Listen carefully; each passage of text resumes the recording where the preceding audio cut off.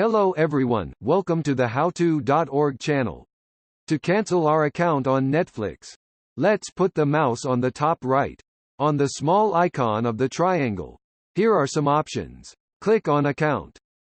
Here, we can find the Cancel Membership button. Click here. The cancellation will be effective when our last day of membership ends. In my case, the 16th of November.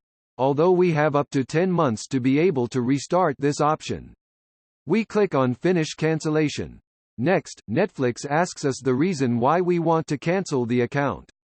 In my case, I will choose this option. I click on the square to activate.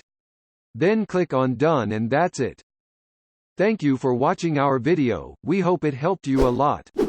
Don't forget to subscribe and activate the bell to receive notifications of new videos.